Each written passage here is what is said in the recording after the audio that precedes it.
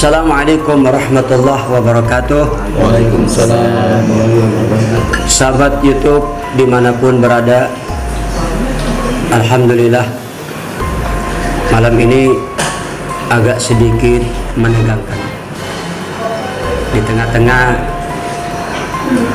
kita akan menutup dan mengakhiri pengajian, ternyata ada sedikit insiden yang tak diduga, tak disangka.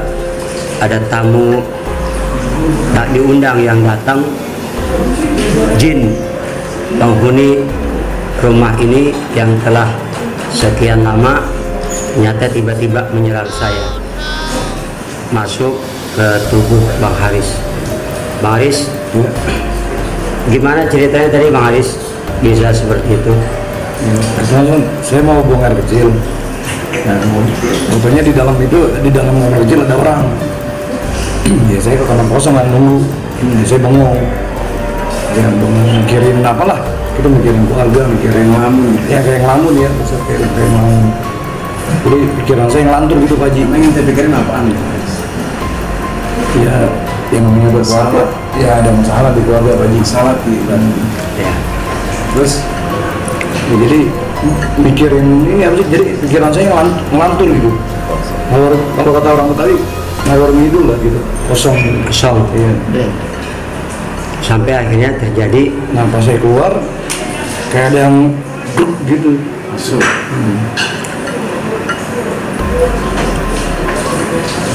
Terus tiba-tiba masuk ke tubuh ente gitu. Iya kayak ada yang gitu. Kayak angin. Iya kayak angin gitu ya, kayak angin pagi. Ya sahabat YouTube, kita baru saja dengar pernyataan dari Bang Haris. Ternyata itulah salah satu dampak dari hati yang kosong daripada mengingat Allah.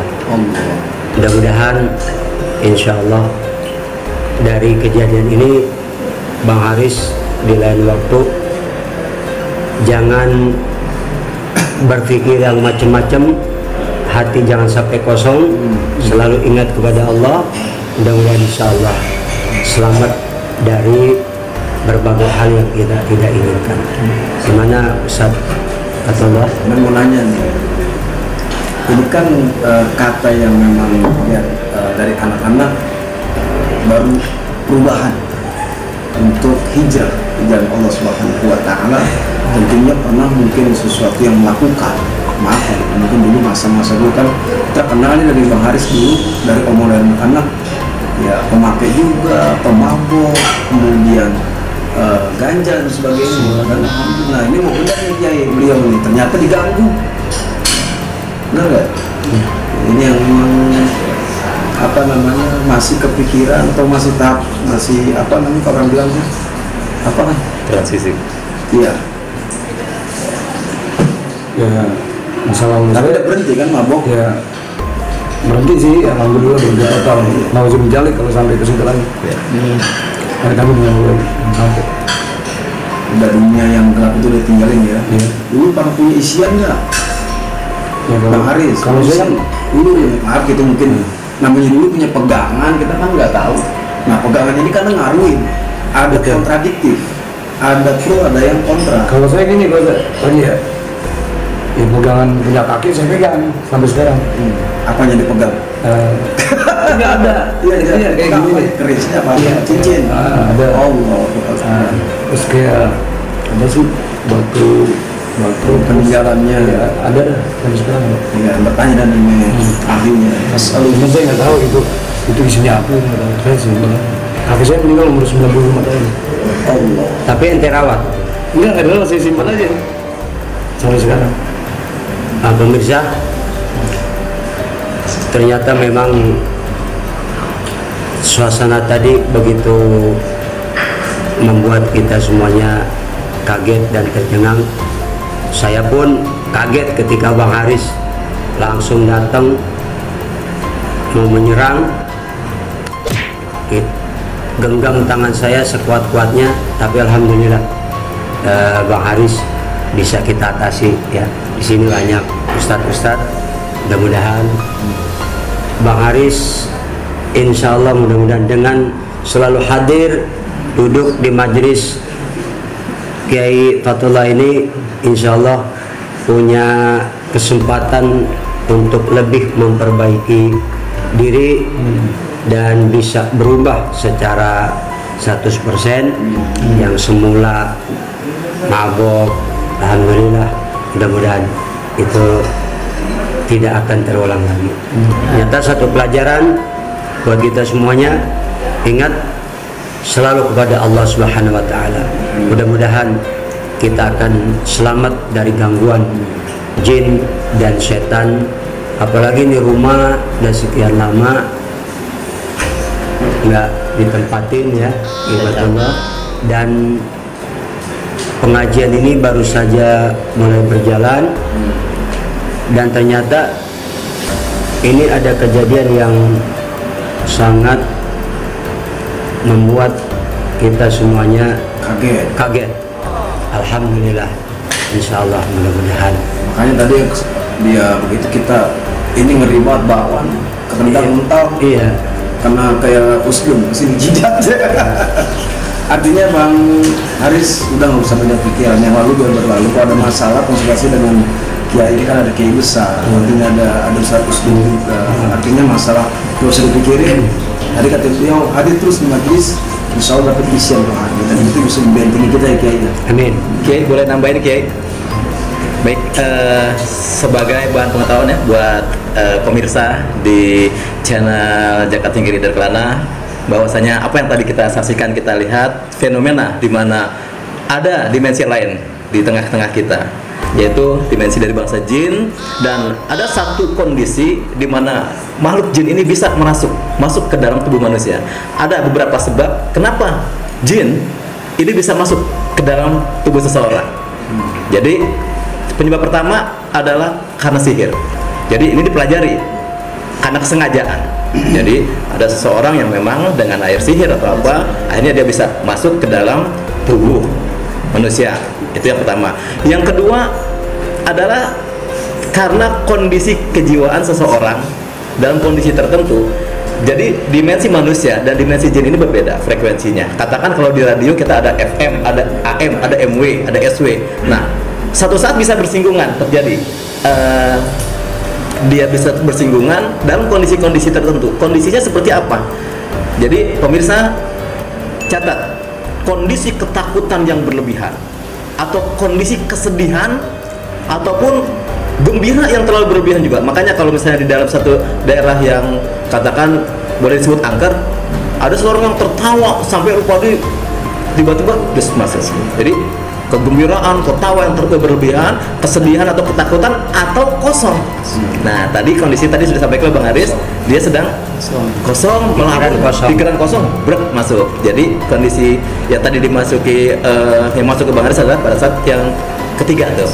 Jadi kondisi ketakutan yang berlebihan, kesedihan yang berlebihan, atau kegembiraan atau kosong. Bisa melemahkan Masuk dia. Yang keempat, kenapa jin bisa masuk ke dalam tubuh manusia? Itu karena suka. Jadi ada jin, bangsa jin kan ada jin laki-laki, ada jin perempuan. Makanya Rasulullah itu membentengi diri kita ketika seseorang masuk ke kamar mandi, doanya apa? Bismillahirrahmanirrahim, Allahumma inni a'udzubika minal khubuthi wal khaba'is. Minta berlindung dari jin, setan laki-laki ataupun setan perempuan. Kenapa? Ketika seorang manusia kita masuk ke dalam toilet untuk buang hajat atau lain sebagainya, kalau kita baca doa, maka ditabirlah, diberikan hijab.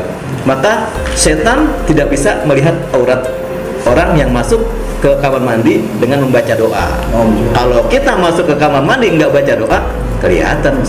Dan setan, iblis punya syahwat, dia bisa suka masuk. Atau yang kelima, yang terakhir, kenapa jin bisa masuk ke dalam tubuh manusia?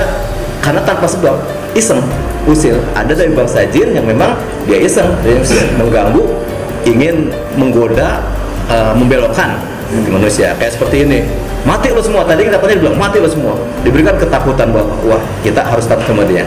Dan yang pasti ada satu doa yang diajarkan oleh Rasulullah ketika dalam kondisi kita mau ke suatu tempat yang seperti katakan angker, doa yang diajarkan oleh Rasulullah, a'udzu bikalimatillahi tammati min syarri ma khalaq. Mungkin ditambahnya kayak tambahan apa lagi nih? Jadi pemirsa, intinya kita selalu waspada terhadap godaan setan dan jin yang bisa menyerang kita kapan saja dalam kondisi yang bagaimana saja.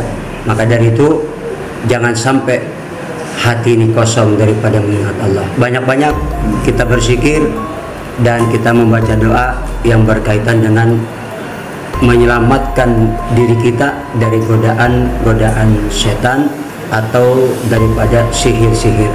Ditambah kita memperbanyak ayat kursi dan juga kita memperbanyak istighfar, dan jangan lupa la ilaha illallah, karena begitulah cara setan menghancurkan kita.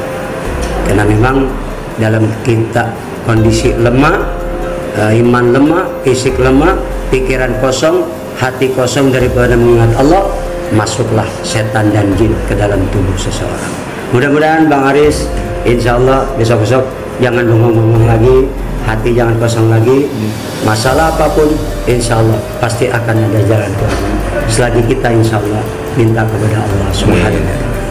Pemirsa, itulah klarifikasi dari satu insiden yang tadi nggak disangka-sangka di akhir pengajian kita.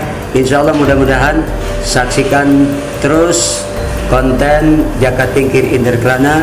Semoga insya Allah selalu manfaat, membawa berkah.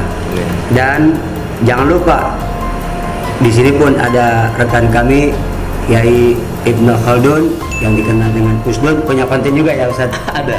Apa kontennya Ustaz? Sahabat Usdun. Sahabat Usdun. Dan juga ada Kifatullah Usfat Official. ya. Kontennya apa Ustaz? Kontennya apa ya? Ustaz official tadi. Usfat Official. Oh, iya. Usfat Official. Usfat Official. Official. Insya Allah mudah-mudahan konten-konten kita selalu membawa manfaat Amin. untuk semua umat dan rekan-rekan dimanapun. Sekian, terima kasih. Assalamualaikum warahmatullahi wabarakatuh. Waalaikumsalam warahmatullahi wabarakatuh. Assalamualaikum warahmatullahi wabarakatuh. Pemirsa di channel Zakat Tingkir Inder Kelana, tonton terus, subscribe, like, and share sebanyak-banyaknya konten-konten yang sangat bermanfaat dari guru kita Kiai Haji Zakat Tingkir atau Kiai Haji Ihya Ulumuddin. Mudah-mudahan apa yang beliau sampaikan bermanfaat buat kita semua. Subscribe, like, and share. Insya Allah bermanfaat dunia akhirat. Assalamualaikum warahmatullahi wabarakatuh. Waalaikumsalam warahmatullahi wabarakatuh.